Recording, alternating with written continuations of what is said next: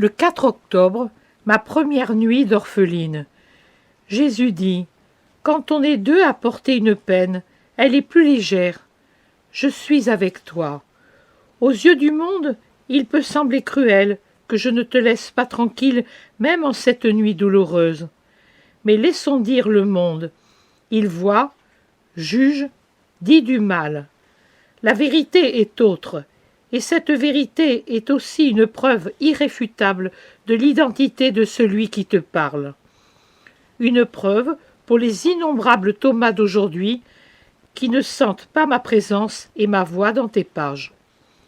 Seul le Dieu juste et saint peut, en une heure de douleur comme celle-ci, te faire écrire des mots comme ceux que tu vas écrire.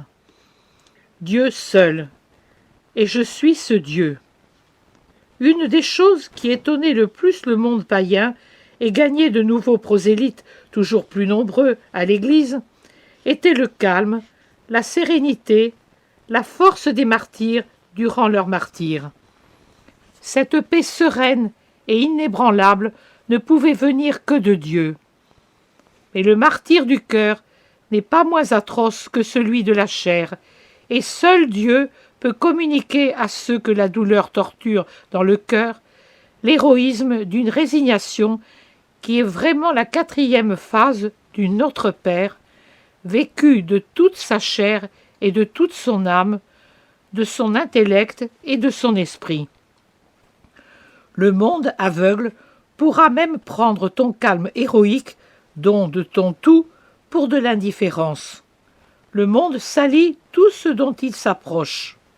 Mais la saleté ne pénètre pas dans un bloc d'or ou de diamant. Elle s'y dépose et puis tombe à la moindre vague de pluie ou de vent. Laisse donc que les aveugles de ce monde ne voient pas. Les autres, pour qui mon esprit est lumière, lisent mon nom dans ton courage de martyr.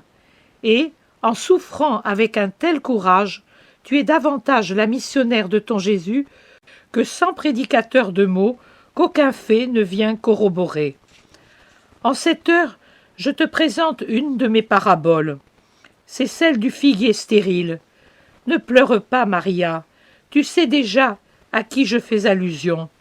Ne pleure pas. J'ai donné à ta mère les mêmes soins que le vigneron à la plante paresseuse.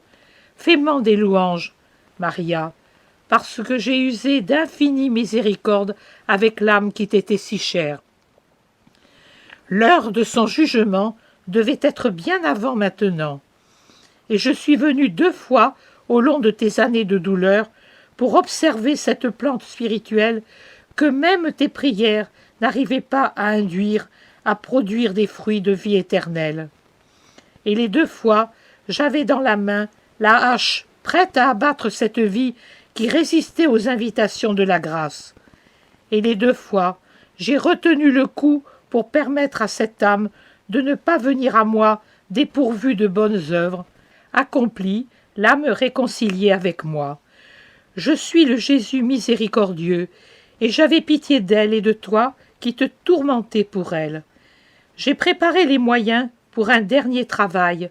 J'ai envoyé mon serviteur pour accomplir la mystique fertilisation de cette âme à travers le sacrement, les sacrements dans lesquels coule mon sang, et ma chair devient nourriture pour vous donner le salut, le pardon et la vie éternelle. J'ai tout fait de ce qu'on pouvait faire sur ce sujet pour opérer le miracle d'orner de fruits cet esprit sur le point de se présenter devant moi. Et tu m'as aidé. Je l'ai prise maintenant parce qu'elle ne pouvait donner plus. Si je l'avais laissée plus longtemps, le vent des sentiments humains, avec son souffle chaud de ressentiment et d'égoïsme, aurait brûlé les fruits que mon amour et le tien avaient produits. Elle ne t'a pas dit merci, mais je te le dis pour elle, et maintenant elle te le dit déjà, car ma lumière lui a illuminé des horizons que son humanité lui voilait. Ne pleure pas, ma fille, le reste viendra plus tard. Continue à prier et à souffrir pour elle, et espère en moi. Va en paix, âme fidèle, je ne t'abandonne pas. Tu es dans mes bras qui sont plus doux que ceux de ta mère.